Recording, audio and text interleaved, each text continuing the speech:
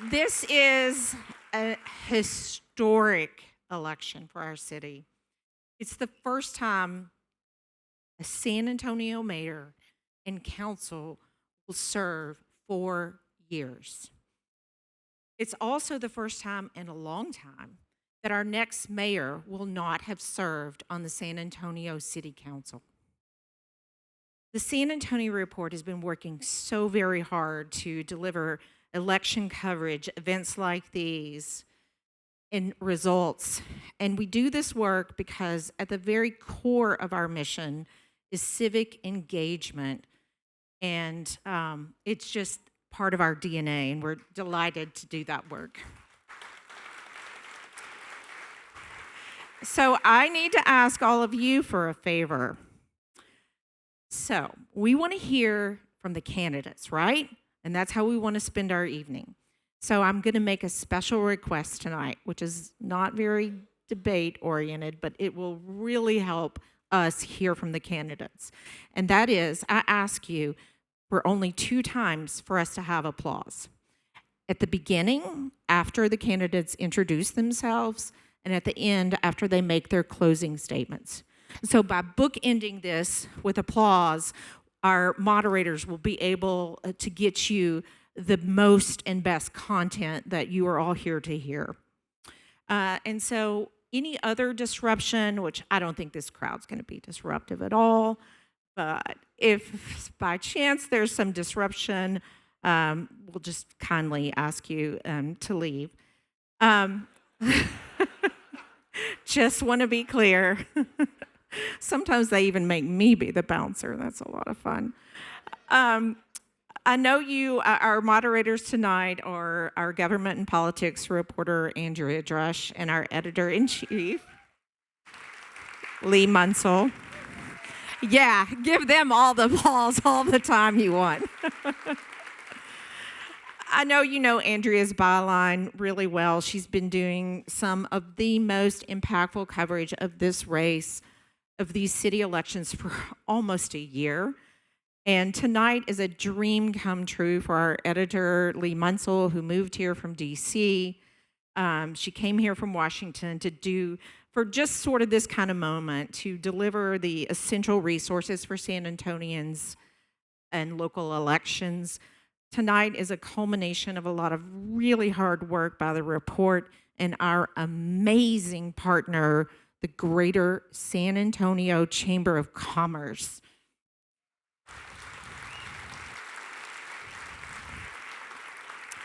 So with that, Andrea, I'll hand it over to you. Wow, this city should be so proud of filling one of our premier concert venues for a mayoral debate. San Antonio is at a turning point. By next month, we will have a new mayor, a city council filled with new faces, and all kinds of new projects on the horizon. But we haven't gotten rid of San Antonio's familiar challenges: poverty, a lack of well-paying jobs with upward mobility, low educational attainment, rising housing costs, and homelessness, to name a few. Our guests tonight, Gina Ortiz Jones and Rolando Pablos, beat out 25 other candidates to make this stage, including many with long resumes in city government. Both of them would bring completely different experience than we've seen at City Hall in recent years. Ms. Jones is an Air Force veteran who served as Democrats' nominee in 2 races for one of the most competitive and expensive congressional seats in the country. She went on to serve as the Undersecretary of the Air Force under the Biden administration, and most recently ran a political action committee aimed at unseating Republican state Supreme Court justices. Mr. Pablos is an attorney who ran an economic development group aimed at fostering business relationships between South Texas and Mexico. Texas Republican leaders have appointed him to multiple statewide roles, including Texas Secretary of State, and he recently founded a think tank to advise on city policy in San Antonio. Let's hear it for both of our candidates for being here tonight.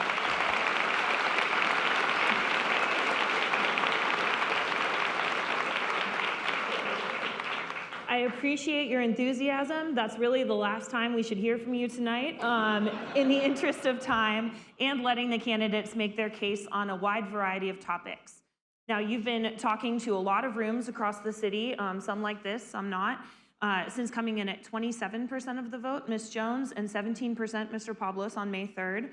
But tonight we're hoping to dig a little bit deeper on how each of you would approach the many challenges the city faces, both persistent and new. We're going to kick off tonight's debate with a 1 minute and 30-second opening statement from each candidate. From there, when the moderator, either moderator, asks you a question, you'll have 1 minute and 30 seconds to respond. If one of us asks a follow-up question, you will have 1 minute to respond. Or if a rebuttal is needed, you'll get 1 minute awarded at our discretion. And again, another note for the crowd, this debate is exactly 1 hour, so please do not disrupt so we can focus on the candidates and their cases. Let's get started. Ms. Jones, you won the coin flip in the back, so go ahead and start us off with your opening statement. And just to be clear, that is the time right there? That is the clock right there, Okay, yes. got it, all right. Well, my thanks again to the hosts, and thank you all for making time today. We do have an opportunity over the next 4 years. Your opportunity is to have a mayor that's going to be focused on serving everybody. I'm committed to be a mayor for all. My life story has been about those opportunities and making sure now I am paying those forward to the city that allowed me to grow up healthy, get an education, and serve our country. I grew up on the far west side of town. I went to John Jay High School. A 4-year Air Force ROTC scholarship took me from John Jay to Boston University. And I was honored, I have been honored to serve our country in a number of ways. Iraq War veteran, Air Force veteran, and yes, most recently as the 27th Undersecretary of the Air Force. I look forward to bringing my record of leadership and delivering results in service to our community. I managed a $173 billion budget, led 600,000 people, and was also focused on making sure everybody could serve to their full potential. 2 questions I ask myself every single day. 1, do my folks have what they need to be successful? And 2, are we making smart investments? Those are fundamentally the same questions we need to be asking of the next mayor, and I look forward to doing that. I've also on my website shared the things I want to work on in the first 100 days. Even if we had a different president, a different governor, many of our challenges would be the same. So I've laid out the things I want to work on, look forward to doing that in concert with the rest of the city council and making sure our city is well led, and I'd be focused again on being a mayor for all of us. Thank you. Mr. Pablos, your turn. Well, I'm so happy to be here in this beautiful venue. You know, I took part in envisioning the Pearl, and we didn't know what was going to happen in this building, and I'm so glad that it is what it is today. You know, I'm glad to see so many good friends from the business community here today. I've been part of this business community for 25 years.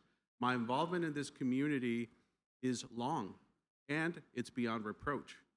I am so happy to tell you that I've been a part of this greater chamber for many years. I still remember the day when Joe Cryer called me to invite me to serve on the board of directors. And for a young executive, that was the greatest thing that could have happened.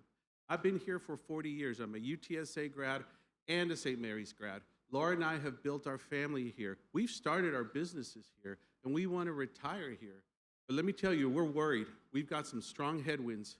We've got a situation where we are going to go into uncharted territory because of this economic uncertainty. And so the choice is yours. This is our time of choosing.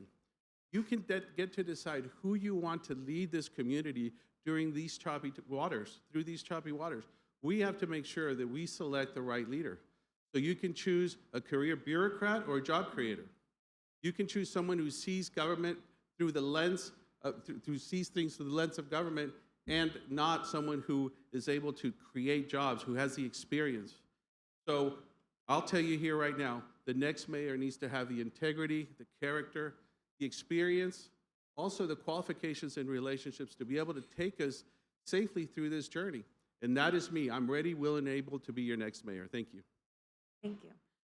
Past city leaders have tried to limit the influence of money in San Antonio elections, but in this race, you two were among the highest spenders in a field of 27 candidates, coming close to $500,000 spent in the first round each. We still haven't seen the runoff financial reports also.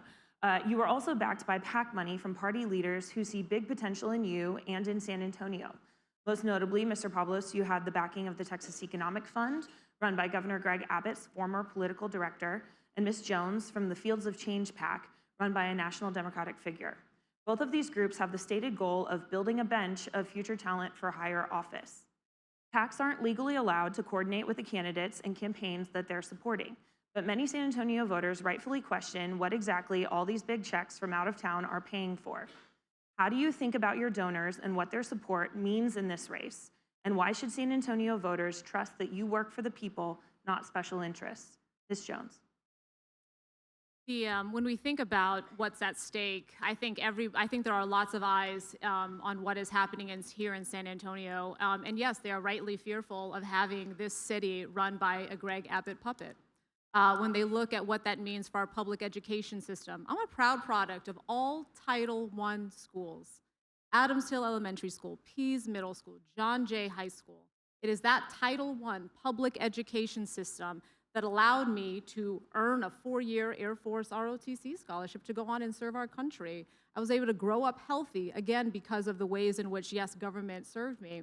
And so when people are looking at this race, they're very concerned about somebody who's used their time in public service to allow for things like voter intimidation, to allow for things like jacking up utility rates on seniors during the storm. I think when they look at our records, I would be focused on serving our entire city, making sure that we are Military City USA, investing in the foundations that keep our economy strong moving forward. And I'm proud of the ways in which people have seen how I have delivered, when I've had the opportunity to lead, how I have served, and made sure that we were focused on the things that support the entire institution, not a select few. Greg Abbott is not necessarily known for supporting independent thinkers, now is he? Okay, so he appointed Rolando to a very high position, and now it's time for Rolando to pay back. Mr. Pablos, your turn. Why should people trust you? So I'll tell you right now, 90% of the people who've donated to my campaign are friends and family. 90% of the people who've donated to Gina's campaign are from Washington, D.C. She has spent $13 million in this community running for office. And so I ask you, Gina, where have you been getting this money? Who's been giving you this money? Talk about being a puppet. You're a puppet of Washington, D.C. You parachute into this community just to run for office. We hear that you don't even live here. So if there's anyone here that is a carpetbagger that is coming into this community to run for office under somebody else's direction, it's not me. And I'll tell you, I have a proven track record of working for this community. Gina has never done anything for this community. I have posted my resume online, and I've asked Gina to do the same. Would you hire anybody without looking at their resume? So look, I've worked in nonprofits, I have helped this community grow, and I have been here. This is home for me. So to insinuate that I'm being directed by someone, I direct you to Gina because her interests are being led by Washington, D.C., and she is a Washington, D.C. insider coming to our community to change the way we live here. Okay, we've gotten started. I've got a rebuttal, yeah, right? Well, I'm going to follow up really quick. We wanted to drill to the idea behind this question, which is your accountability, not your opponent's accountability. Outside money is a big reason you two are here and not any of the candidates that you faced in May. So could you use another minute, Ms. Jones, and speak to why the support has come in for you? I am proud of the way in which I have faithfully upheld my oath to support and defend the Constitution in all of my public service. I'm sorry I couldn't hang out with you, Rolando, all those years. Somebody had to go to Iraq, and I'm proud of my service. I think it's really important that when we're looking at, who do we trust the community with, who doesn't trust you? Phil Hardberger. That's why he is endorsing me. Julian Castro endorsing me. How many state senators are endorsing me? Both of them, right? Numerous state reps. I'm also proudly endorsed by those that are fighting for working families, unions, teachers, those that understand what is at stake here if you would just be here beholden to Greg Abbott's agenda. So I am proud of the support that I have. I do not shy away in any way from my service to our country. 16% of our population is either active duty or a veteran. I will proudly lead Military City USA with integrity, make sure our veterans are well served. And I cannot say the same for you if you don't even know the importance of service and sacrifice in this community. Mr. Pablos, one more minute, but please can you speak to what donors are seeing in you? Yeah, I didn't hear the answer, but look, you're the last person that I'm an needs to Iraq be... War veteran, that's the answer. You're the last person that needs to be talking about trust and integrity. So let's start with that. You come into this community every time you see the opportunity to run for office. I have been in this community. I have given back to this community multiple times. And so the support that I'm getting from my friends and family only says this, is that they believe in me. They believe in my message. They believe that I will come into this community and work hard for it, especially during these difficult economic times. They understand my background in economic development, in business, and in government. We have a one-dimensional candidate here who sees everything through the lens of government. That's all she understands. And the people that are supporting her are the same people from Washington, D.C. that want to see the same agenda being perpetrated by Gina Jones. It's Gina Ortiz Jones. Get it right. In San Antonio, both our water and energy utilities are city-owned, a relatively unusual setup in Texas. Having enough affordable energy and water is obviously important to both residents and businesses. At the same time, many San Antonians care deeply about putting the city on a sustainable path, and city leaders even adopted a local climate action plan in 2019.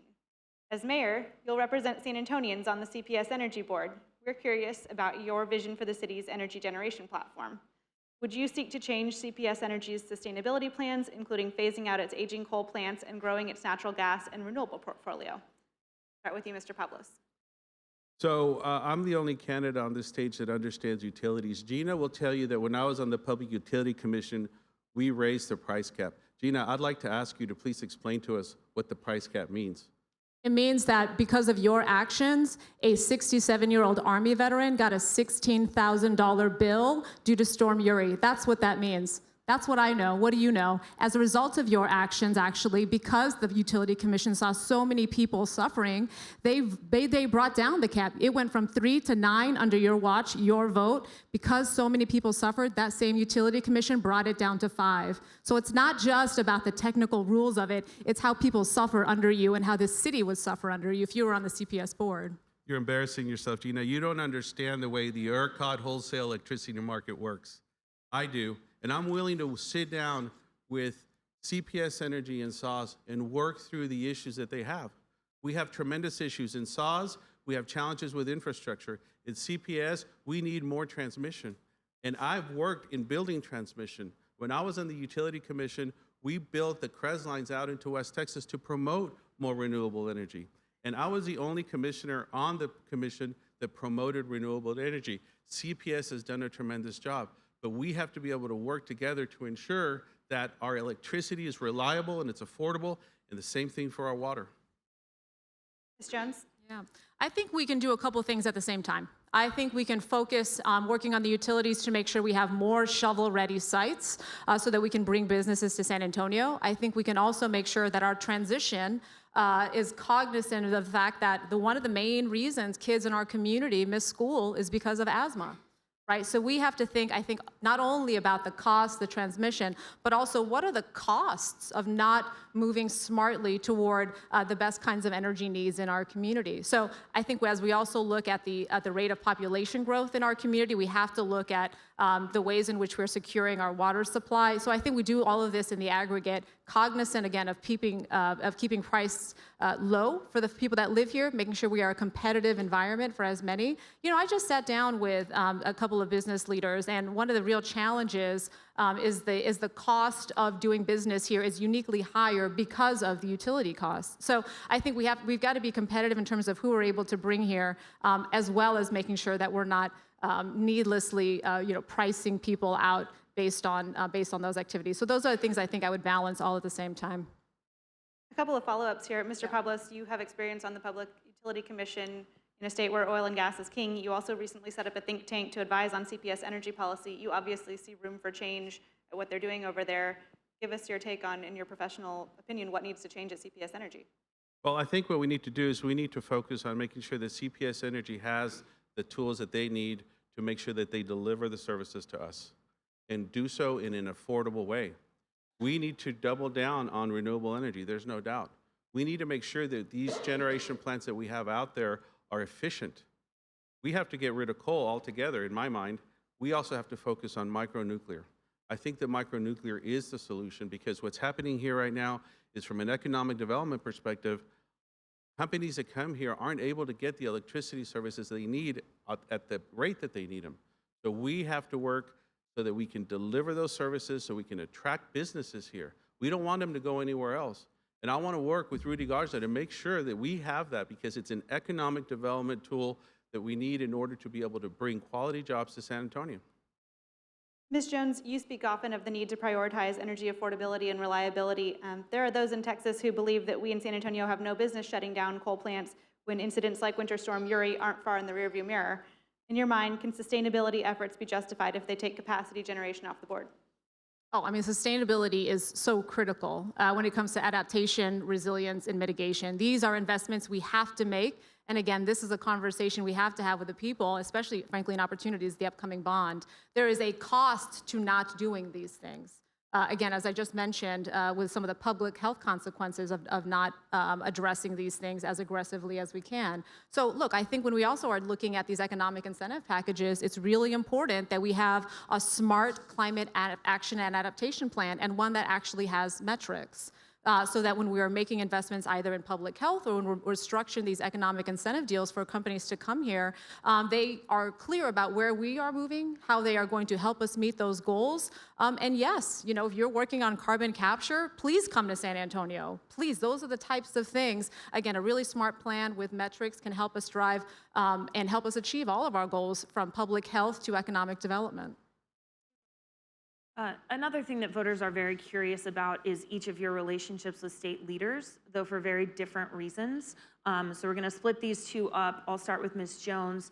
Some voters are wondering whether your more adversarial approach to Republicans in state and national government will be too political or could harm San Antonio's prospects or end up landing the city in legal battles that can be costly. How do you respond to those concerns?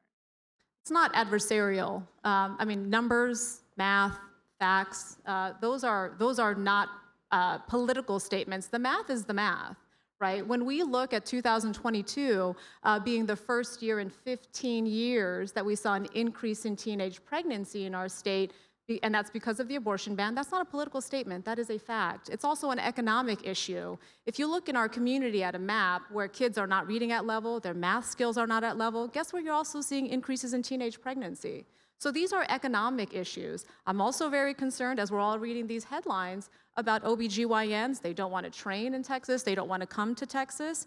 You know who that also hurts? Future businesses willing to come here. If you look at City X and their doctor to ratio was 1 to X, and you look at San Antonio, it's 1 to 2X, that is not something that, again, makes us competitive. We actually saw this pretty immediately at the Department of the Air Force as well. It's not just do you have enough runway, do you have enough space, it's are people going to be happy there? What is their quality of life there? So these are all factors I think we need to consider.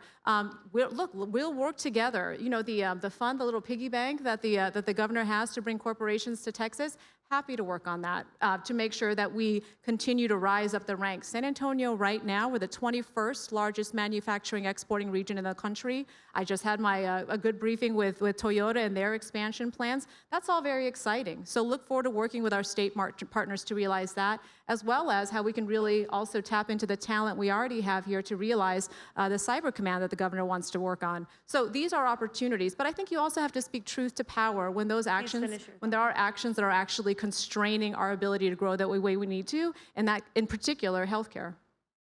Mr. Pablos, similarly, voters are wondering whether your closer ties with state leaders will mean you won't stand your ground when challenged.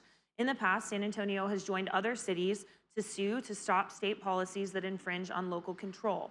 Is that something you could see still happening under a Mayor Pablos?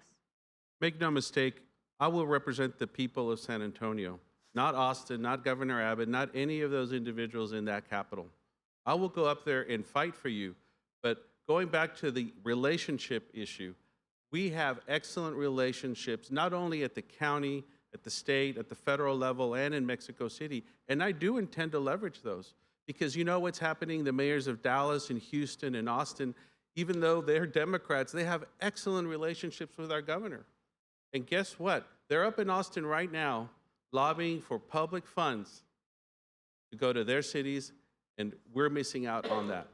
The fact that we've had an adversarial relationship with our governor and even our federal officials has hurt us. We need to stop all the fighting. We need to come together as a community. You need a leader. You need a diplomat, a statesman that can go to Austin and represent you. Make the case for you.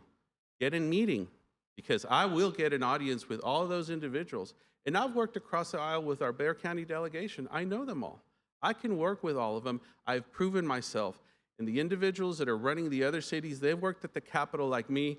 They know where all the money is. They have the relationships. And that's why it's so important to have those relationships. And they have to be strong relationships, long-time relationships, not just showing up to meetings at Toyota and saying hello. I have deep relationships not only in this community, but in Austin, Washington, and Mexico City. Thank you. I yeah. was going to say a quick little follow-up here for Ms. Jones. How do you choose your battles when there are so many issues where San Antonians are at odds with state leaders and there's lots of pressure from activists who want city leaders to do something about it? Yeah. Well, I just want to be very clear. We've been asked a couple of times now what our views are on the way in which the state has been working actively to curb local control. We were just at a forum yesterday with Cops Metro. He was asked this question. He said, no, I oppose that. When we were asked that same question by the San Antonio Express News, he said he wholeheartedly supported what Governor Abbott was doing and the state legislature was doing here. So that is the thing. When he talks about his relationships and he talks about his proximity to power, it comes at an expense, right? It depends on who he's talking to, what he's going to share. And let's be clear. Let's look at, again, his record when he's had the opportunity to serve people, and who has he served? Himself. That's come on the backs of voters. That's resulted in, again, lawsuits to our state as a result of those actions. So I think it's really important to your overall question of how to prioritize. I'm going to think about what's in the best interest of our city. And I'm not going to, though, sell out the most vulnerable. I think we can do both of those things at the same time. We can look at data and talk about how we can move forward together, which is why, again, I'm so focused on being a mayor for all. I'd like to. Mr. Pablos, I have a follow-up for you as well, which is, what do you say to San Antonians who disapprove of the direction the state is headed in? You'll have to represent a lot of them. Well, let's make it clear here. The vast majority of the people here know me extremely well. I've worked with them for so many years. So for them hearing you say what you're saying about me, they know it's rubbish. Now, going to your question, I think it's important that we work with our state. The state of Texas is one of the best economies in the world. We have made Texas a very business-friendly state.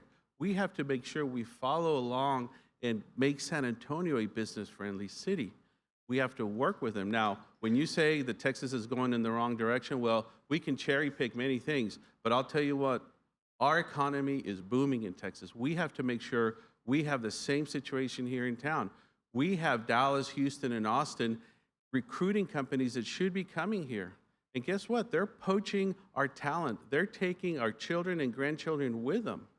And we're not able to get that benefit of those companies here. So our economy is not falling behind.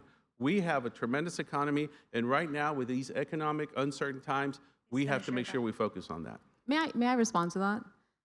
We have to move on for tonight to the next question for timing. San Antonio is where federal immigration policies hit the rocks in so many ways. Past mayors have had to contend with the fallout from both Republican and Democratic administrations' policies putting stress on our local community. To name a few, the influx of hundreds of thousands of asylum seekers arriving in San Antonio, one of the deadliest human smuggling tragedies in U.S. history, the Tren de Aragua gang arrest right here in San Antonio earlier this year, and perhaps most front of mind this election, the fear many residents are currently feeling about ICE deportations. Mayor Ron Nirenberg's guiding principle throughout these complicated situations has been that San Antonio doesn't get to set immigration policy, nor does it get to choose who comes across the border, but it should lead with compassion within the limits of the law. On an issue where you don't get to set the direction, how do you plan to serve a community grappling with these issues? Starting with Mr. Pablos. So back in 1976, my parents brought us here from Mexico. I am an immigrant. I'm a product of public school ESL. They brought us here for the same reason all immigrants come here, is to seek a better life, to get an education. And so I'm very sensitive to the immigration issue. I actually started my legal career as an immigration lawyer. So I've represented many immigrants, and I know their plight. But I also know that we're a country of laws. We have to be respectful of laws. Right now, we have a situation where a lot of people who are criminals who broke the law are getting deported. And also a lot of individuals who came here illegally who have had their day in court and have been ordered deported are getting deported. We have to be able to treat our immigrants with dignity, but let me tell you what, with the situation that we had with the Migrant Resource Center and all the money that was used here in San Antonio, we have to keep in mind that we have to take care of San Antonians first. And that's what I want to do. But that doesn't mean that we're going to be ugly to immigrants. They should have their due process. If they came here under asylum, they should have the ability to go in front of an officer or a judge and have their case heard. Now, the situation is that 90% get rejected. But look, make no mistake about it, we have to make sure that we get rid of criminal aliens immediately. Jones? Yeah. I'm a proud first-generation American. My mom came to this country. She graduated 40 years ago. She graduated from the #1 university in the Philippines. But she came here chasing the American dream. And that opportunity was to come here as a domestic helper. And she knew, even if I go to that country in that capacity, if I'm willing to work hard, the sky's the limit. And so when I think of immigration, I think of what our country, our example means for so many, and how it's important that we live up to our values as much as humanly possible because of what's at stake. I have been very clear that I do not think our local law enforcement should be used as ICE agents. Rolando Pablos refuses to answer that question. I want our local law enforcement focused on violent crimes and actually keeping us safe. I don't want them focused on going into churches. I don't want them focused on going into schools or going into other places where people are working and contributing to our economy. I think we are less safe when that is the instance. But again, he refuses to answer that question. I would be focused again on making sure people have the information so they can make good decisions to keep themselves safe. At the end of the day, though, our community is less safe when people are not able to call law enforcement, not able to send their kids to school, not able to go to work because of fear of what may happen. We are a country, we are a state, we are a city that is better than that. And I would be focused on ensuring we are keeping everybody in our community safe and treating them with dignity and with respect. Mr. Pablos, you brought up the Migrant Resource Center. By the city's telling, that was a product of the business community wanting to saw the lines of migrants at the airport, the bus station, and at Travis Park, and saw it as a hindrance to commerce. How would you have done things differently? So let me address the issue of sanctuary cities. Sanctuary cities in Texas are illegal. Gina's own Sheriff Salazar, the person who has endorsed her, has come out publicly and said that he will work with ICE agents. So I don't know where the disconnect is between you all, but law enforcement has to work, local law enforcement has to work with federal officials. And that's it. Okay, so let's be very clear. There's a Ms. Jones, difference we have a between. follow-up for you Wait a as second. well. You're interrupting. Oh. Please bear with me. You continue to break the rules. Bear with me, okay? So, am I right? No.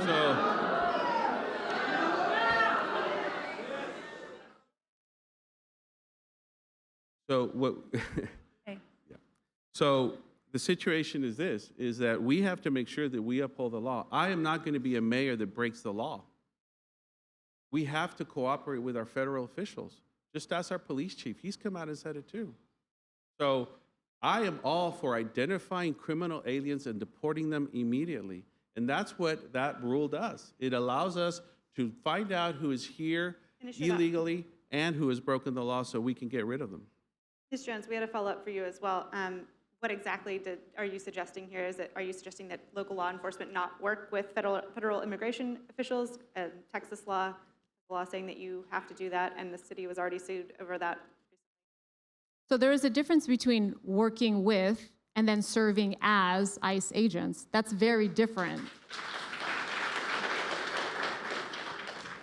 So I'm saying we follow the law and we understand the distinction. And frankly, we need to have our law enforcement focused on the violent crimes in our community. That is what I think is most important. I think it's also really important that folks are clear about who is showing up. If you're calling about a domestic violence incident, if you're calling about wage theft, you should know what would happen to you. And that's my concern with having police officers, local law enforcement that are not trained ICE agents being used in that capacity. So how do I factor into that? Answer the question. Do you support using local law enforcement as ICE agents? I asked you 3 times in the other debate, and you wouldn't answer. We have to follow the rules. I agree. We do. Oh, okay. Okay, we'll ask the questions. Yeah, we'll move forward. A question that's important in this moment of the race, it is certainly a moment in the race. This is a nonpartisan office, but you each have partisan backgrounds. And we've heard you both addressing crowds of your respective partisan supporters, and you sound a little different in those rooms than you do in settings like this. We understand that this moment in politics requires motivating your base, but Mr. Pablos, Trumpian rhetoric, like omitting the Ortiz from your opponent's name, feels like a far cry from the collaborative spirit that San Antonio prides itself on and that you've personally been calling for. Likewise, Ms. Jones, your opponent has a long record in this community before serving at the state level, but you have been calling him an Abbott puppet throughout this race. I want to ask you both, is this how you plan to lead once elected? Mr. Pablos. No, look, everywhere I go, people tell me that Gina has been Gina Jones all her life. You look at her yearbook picture, you look at her service in the military, you look at all those interviews, and miraculously, the time that she chose to come and run for Congress, she adds the name Ortiz. And look, that's what people have asked me to look into. And so I ask you, Gina, did you add your name Ortiz whenever you chose to run for Congress? Because it seems quite coincidental that you've done that. And look, you know, I've been Rolando Pablos all my life. The question was, you still have some time. Is this how you plan to lead once elected? What I plan to do, and I've said this, I plan to bring this community together, but here's the situation, is that I'm being asked about this, and we don't have an answer from Gina. Ms. Jones, is this how you plan to lead once elected? Look, I'm going to be focused on what voters care about. I am extremely, with all that is at stake in our community, and frankly, even some of Rolando's Republican colleagues trying to make it harder for women to vote because they changed their name. That is the cloth that he is cut from. I have been very clear. Look on my website the things that I'm focused on: bringing down costs, making sure we've got more affordable housing that also looks at childcare and transportation. As well as making sure that we've got more transparency around some of these major investments. We should be very concerned, though, that somebody that when you look at who Abbott has previously supported, again, if they're not on board with him, he gets them out of there. Like, ask Steve Allison, what's he up to these days, right? So look, Rolando, I think, has been he's tried to say he'd be independent, but his record speaks for itself. We have a lightning round planned for y'all.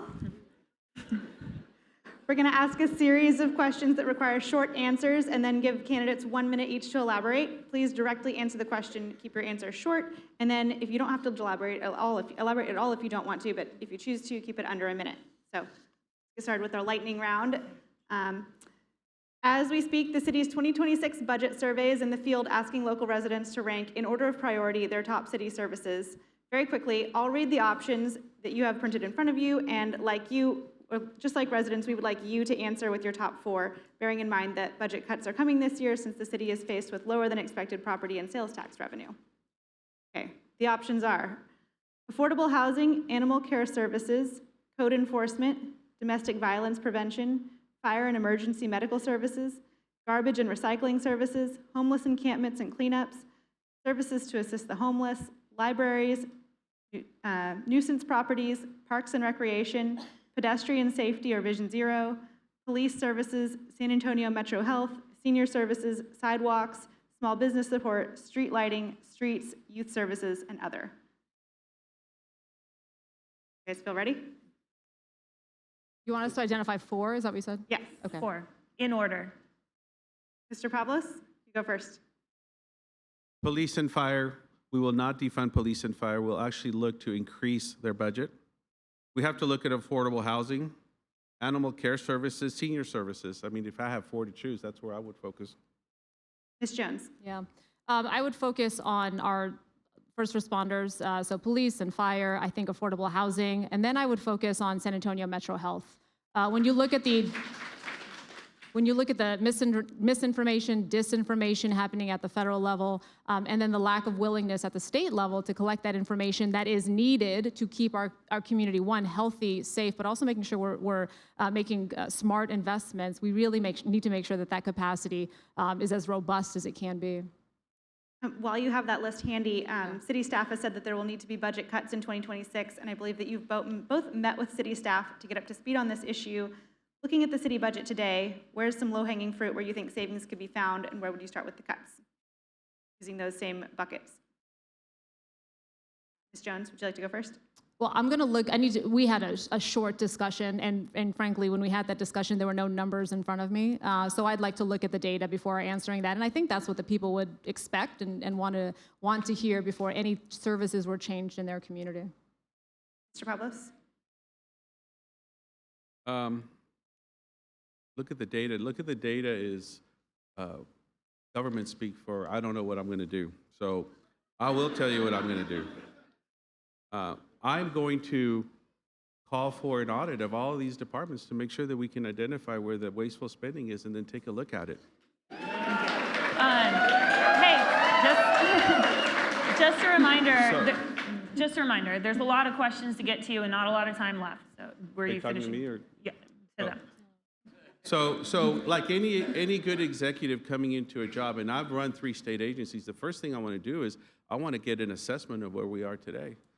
And I will look at everything, but I've already said we are not going to touch fire and police budgets whatsoever. They are off limits. It sounds like looking at the data. Okay. Again, please, limited time. I'm actively cutting questions. You don't want that. San Antonio is currently on a 5-year bond cycle that would set up the next major city bond election in 2027. Though a potential Project Marvel specific bond to finance a downtown Spurs arena this November has been discussed by city leaders. When would you support going out for another bond election, and what would it be focused on? Ms. Jones first. Well, I would be focused first on the 27 bond and making sure that's adequate. I think if that one continues to grow at the rates the others have, that's a $1.92 billion bond. So part of that, I think, process would also be looking at how can we spend that bond money faster. This is a constant critique I hear from folks involved in that process. And what we want folks to do is see the impacts of the things that they voted for. I mean, right now we are still not at 90% complete of the projects that were approved in the 2017 bond. Right? So I think we need to spend that money faster. I think it's also really important that this next bond, we are much more aggressive with affordable housing. 4,000 units in the 2022 bond is well short of where we need to be. You've got 95,000 folks housing insecure based on our own strategic housing implementation plan. You've got 67,000 folks that are on the wait list for Opportunity Home. So we have to be much more aggressive in meeting the housing crisis in our community, and that's where I would focus. Each of you have had a side project in the past 2 years that we are curious about, starting with Ms. Jones. You started a political action committee called the Find Out PAC, aimed at unseating Texas's Republican Supreme Court justices, which even got some help from high-profile Democrats like Senator Elizabeth Warren. If elected, do you plan to hand off or fold that PAC, and do you worry that your work on this issue could paint a target on San Antonio when the city has cases before the state's high court? Yeah, for those that aren't familiar with that, Find Out PAC, it's based on the very scientific concept of F around and find out. And what that was meant to do is to remind people that it actually wasn't Ken Paxton that told Kate Cox that she wasn't close enough to death to be able to get the health care that her doctor said was needed for her to survive. It was actually the Texas Supreme Court.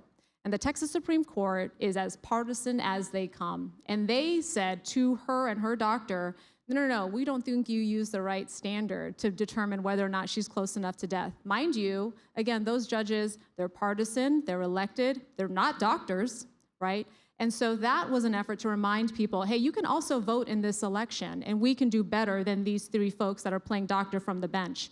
As an Air Force veteran and a national security leader, it was also really important to highlight that, when we take steps like this, as a national security leader, other countries, when they look at our example, they look at our actions. Excuse me? Finish the thought? Yeah, they look at our actions, and it's really hard for the U.S. to lead on human rights, civil rights, women's rights, when all they have to say and look over your shoulder and say, I'm sorry, is that another woman that has bled out in your parking lot because she couldn't get health care? I'm sorry, is that another woman that almost lost her fertility? Are you going to So hand that's it what off that or fold project it? was based on. It was, you could call it political, but one would call it accountability.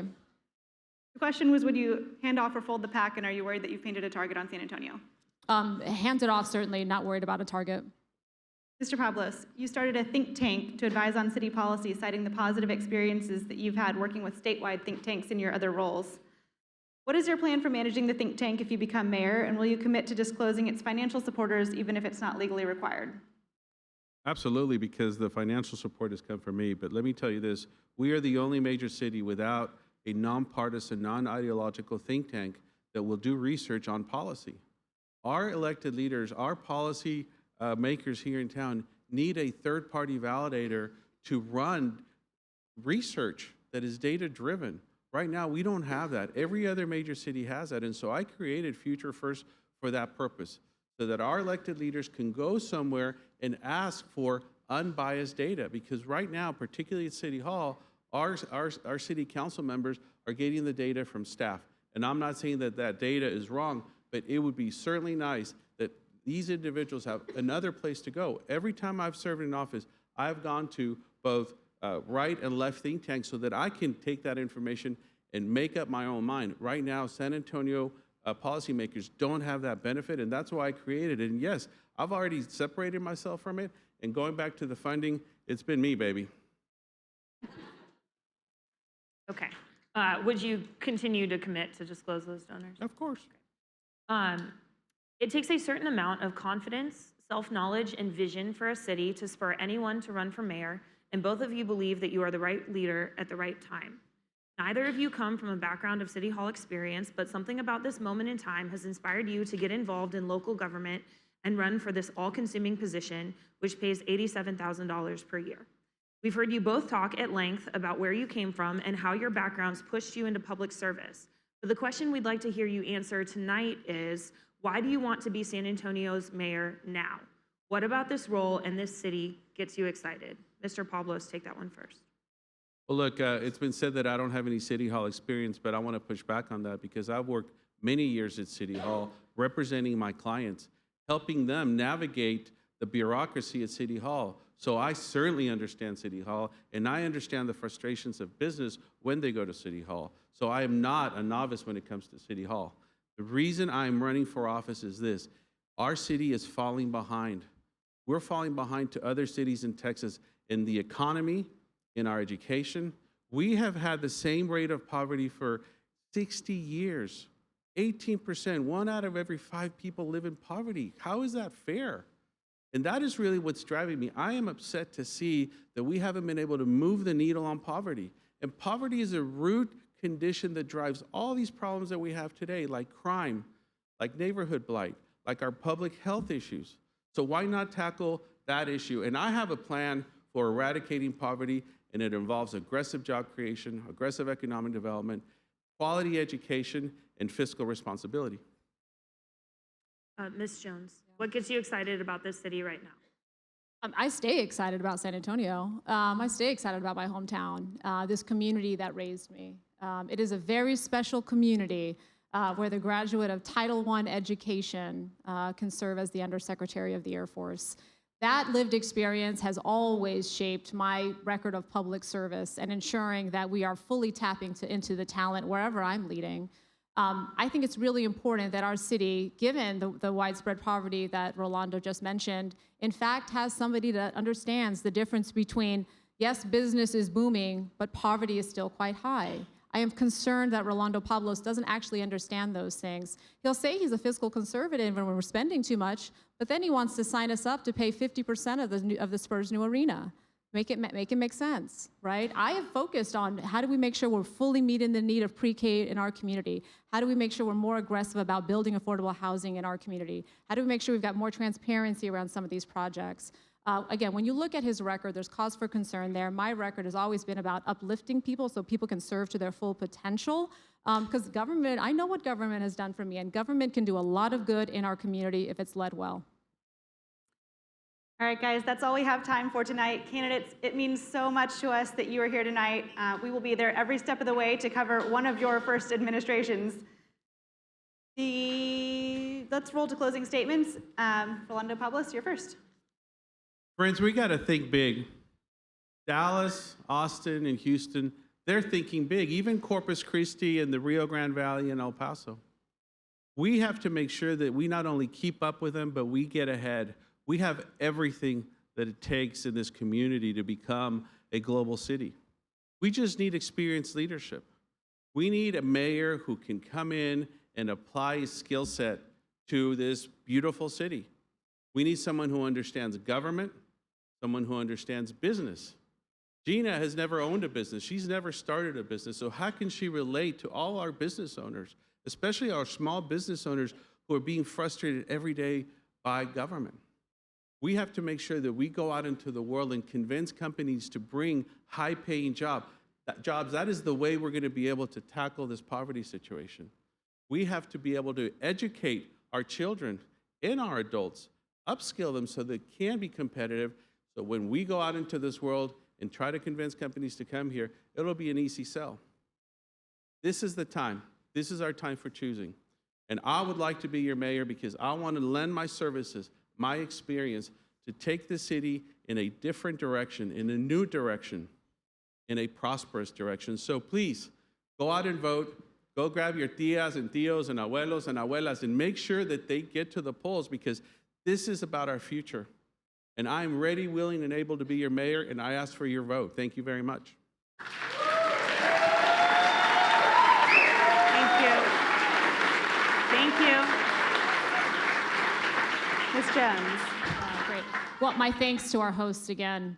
One of my most formative experiences is when I showed up to Boston University, and I had to sign a piece of paper that said I will not engage in homosexual behavior because don't ask, don't tell was the policy at the time. That experience showed me the importance of when you are in charge, always ask, have the humility to ask, who am I not hearing from, and why am I not hearing from them? You and I, if we drive through 15 minutes in either direction from here, it changes very, very quickly. And that is because we've had, I think, too many leaders listening to too small a part of our community and really focused on enriching a small group versus addressing the widespread poverty in our community. When you look at my website, I've got actions and plans to address these things that get at the core of how we can move our city forward and actually address these things. For me, they're not talking points. My record in public service has been about serving the Constitution, expanding opportunities, ensuring we've got, again, folks ready to meet the moment and serve to their full potential. Rolando didn't want to talk about his record as Secretary of State getting sued by civil rights groups because if he allowed them, he would have allowed them to engage in voter intimidation, or being sued because he made it more hard for people to register to vote. Okay, his record in public service is very, very clear. It's about keeping people down. Mine has been about uplifting everyone, and that is how I would serve as your next mayor. Thank you.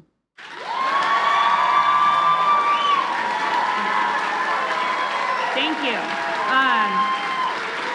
All right, that's enough. Thank all of you in the room for being here tonight. We really appreciate you being here for a civic engagement event like this. It says a lot about your engagement in local elections that you're here. Thank you all, and thank you for being well behaved. We're not quite done though. We have a couple more speakers.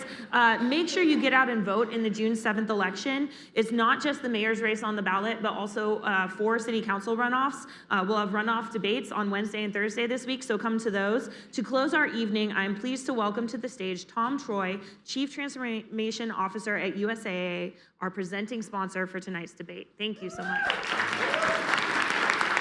Thank you. Good evening, everyone. What a dynamic and spirited conversation we've had tonight. Thank you very much. It's clear that leading San Antonio, our great city, into its next chapter will require both vision and strength. And I think we saw plenty of examples of that this evening, so thank you. Now, you know, being in public service is not for the faint of heart. It really takes a special kind of courage.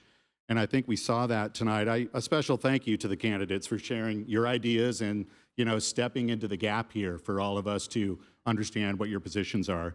We really appreciate it. And your willingness to serve is commendable. Thank you. A special thanks to all of you who attended both in person this evening and online. We appreciate your interest in this election and your involvement in everything that has to do with San Antonio. Now, USAA is proud to serve as the presenting sponsor of tonight's debate. We were founded by 25 Army officers 103 years ago, just down the road here at the Gunter Hotel.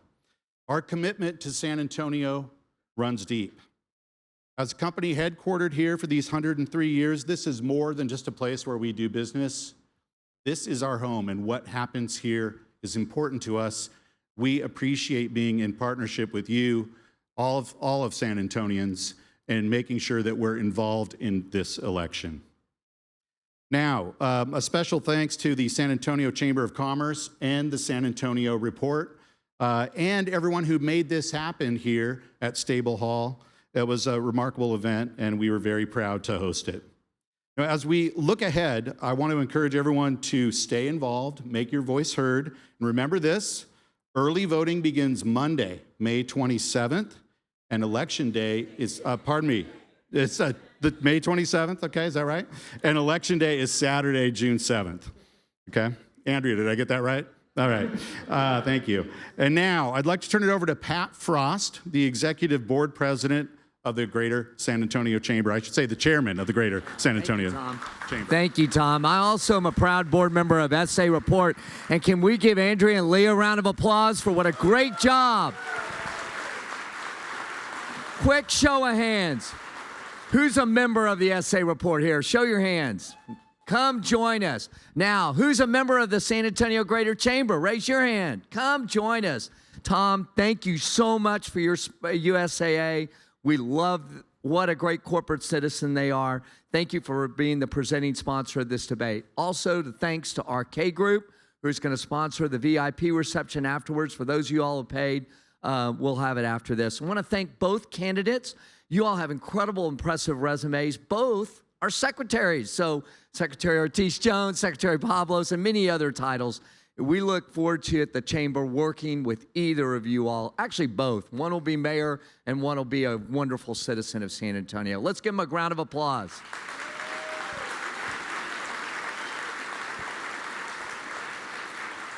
We'll see y'all at the polls.